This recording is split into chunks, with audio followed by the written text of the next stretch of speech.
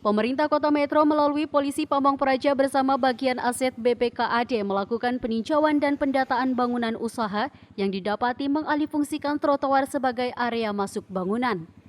Upaya tersebut dilakukan setelah Komisi 1 DPRD Kota Metro mendorong pemerintah daerah agar meminta ganti rugi biaya pembuatan trotoar yang dialihfungsikan oleh pemilik gedung.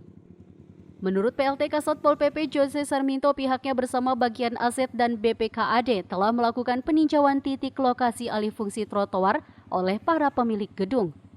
Selanjutnya, laporan akan disampaikan oleh wali kota dan organisasi perangkat daerah terkait. Perihal ganti rugi aset yang telah dialihfungsikan, Jose menyerahkan kepada tim teknis. Menurutnya, lingkup Pol PP sebatas penegakan aturan. Sama dengan aset ya, jadi nanti setelah ini itu mungkin nanti hasil kami cross-check ini nanti kami akan laporkan kepada pimpinan.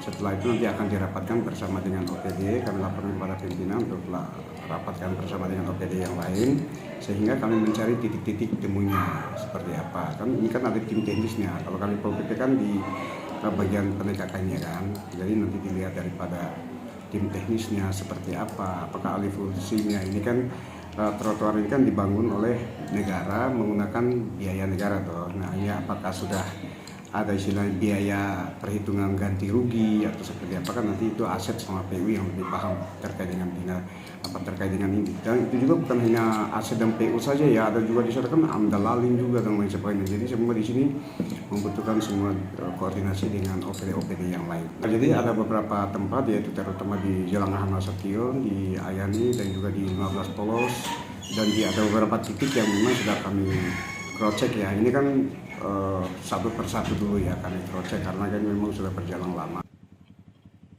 Sementara Wakil Ketua Komisi 1 Indra Jaya mengapresiasi langkah cepat Pol PP.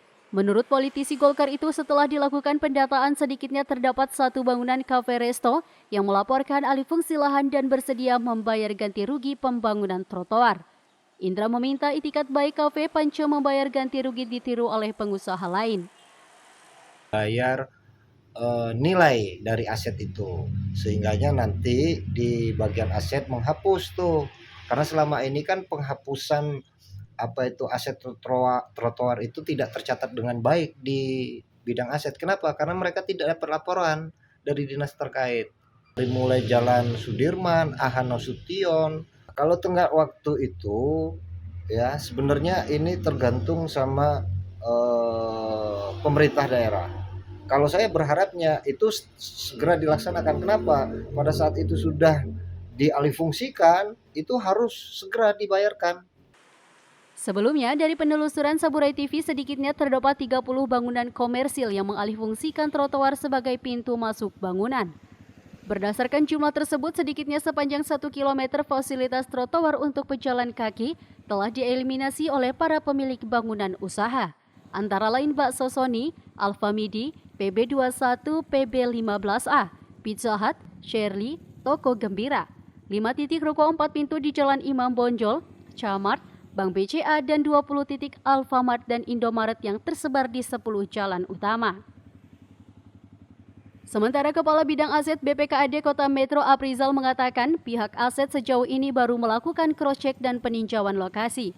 Untuk upaya lebih jauh seperti ganti rugi ia belum dapat menyimpulkan karena mekanisme perhitungan biaya pembangunan trotoar berada di Dinas Pengerjaan Umum. Terkait adanya alih fungsi, yaitu bentuk trotoar yang dipergunakan, dan kami ini sudah turun ke lapangan bersama tim untuk melihat situasi kondisi yang sebenarnya. Dan ini masih tahap penelusuran kami, karena kami belum ketemu langsung dengan selaku pemilik. Karena proses terkait dengan trotoar, leading sektor teknisnya itu ada di PU. Jadi kalau aset kita hanya melihatnya dulu seperti apa, prosesnya seperti apa, apakah memang sudah ada rekomendasi persetujuannya seperti apa, ini masih tahapan-tahapan yang masih kita akan lihat. Mengenai batas waktu laporan dan ganti rugi oleh pemilik bangunan, Komisi 1 menyatakan bergantung kepada kebijakan kepala daerah.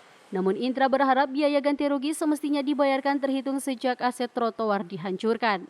Dari Kota Metro, Arif Surahman, Saburai TV melaporkan.